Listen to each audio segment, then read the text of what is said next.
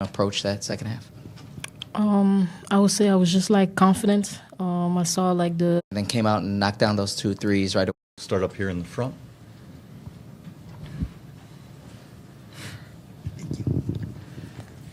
Hey, y'all. Kareem Copeland, Washington Post. Sarah, can you kind of share a little bit of what your mindset was going into that second half? I saw kind of after you got done shooting, kind of took a breath for a second and then came out and knocked down those 2 threes right away. So how did you want to approach that second half?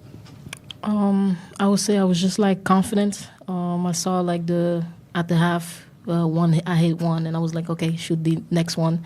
It's just confident, and my teammates were like, keep shooting. We need you to shoot. So that gave me confidence, and I kept shooting. Yeah. Max Schaefer to Pseudo Times. For either of you guys, Johnson had 16 in the first half. You guys held her to 2 in the second half. Was there a defensive adjustment that you made that you felt was effective, or just were able to play better defense? I think we were just able to play better defense. I think we were letting them just do what they wanted to do in the first half, and I think we came out in the second half, we dictated what they were doing, so I feel like that had a big part. R11, dream big. Sarah, was there a moment this year where you kind of felt a mind shift, like shift in your mindset or in your game? I would say probably like a Oregon game. That game, I felt like I was confident, and it just kind of clicked. And sometimes you just got to make an adjustment. I know, like it was like I was in the A10, and then I came to Big Ten. It's different, but my teammate was there to give me confidence, and also the coaches, Coach Brenda, she believed in me, and I was just like, okay, just adjust and just play basketball. Sam Cohen, Baltimore Suns. For either of you, it looked like you guys came out in the second half just with so much more juice in the first half. How much do you attribute that to, whether it was resetting, schematics, or anything maybe that was said in particular to kind of help reset you guys at the half? I think one thing we focused on was calming down. I think we started the first half, and a lot of our shots were rushed, or we just weren't moving, like we just weren't playing our basketball. So I feel like coming out, we know what they were going to come out in, so I feel like we just adjusted and just played freely.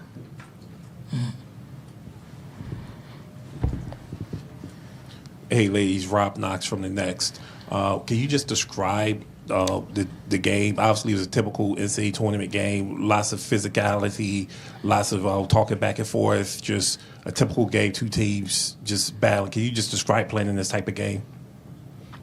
I know every possession mattered. We had to come out and play 40 minutes hard. We started off slow, but we picked it up, and I feel like we did a much better half, and we did much better in the second half, and I think we played more together, we were more aggressive, and I feel like that had a big part in it. Hey, Nolan Rogalski, WBC Sports. Kayleen, when you were subbing back in late in the first, Coach Freese came over, said something to you, dapped you up. What did she say to you, and what has it meant to you being able to play under her this year? She just told me to play my game. I think this first half I was a little nervous. It's my first March game. I feel like that's normal. And she just told me to play my game, play free, and just do what I do. And playing under her means a lot. Now she pushes me every day, instills confidence in me, and wants to see me better. And I feel like having a head coach who just wants to see you better and who's able to, help me get to the next level is just I'm blessed. Do we have more questions for Kayleen or Sarah? We'll go right up here. Hey, Kareem Copeland, Washington Post. KK, was there a moment where you did kind of calm down and kind of start to feel it, where you could kind of be a little bit more aggressive? At what point did you kind of feel that, like, all right, you're kind of back to the way that you were playing, that you usually play? I think started the second half. I think the first half I was playing tight, and I was rushing a little, not taking the best shots. And I think after I relaxed and calmed down, it just flowed. Do we have anything else for Kayleen or Sarah? If not, I'll let Kayleen and Sarah get going, and congratulations on a great win. Thank you. Thank you. This time we'll have questions for head coach Brenda Freese.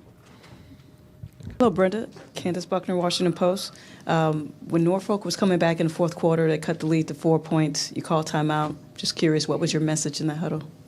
Yeah, just, again, trying to settle us down with just great poise and confidence, just understanding that, we wanted great shot selection there, and then we needed to do a better job guarding. So, the one-on-one defense, being more aggressive.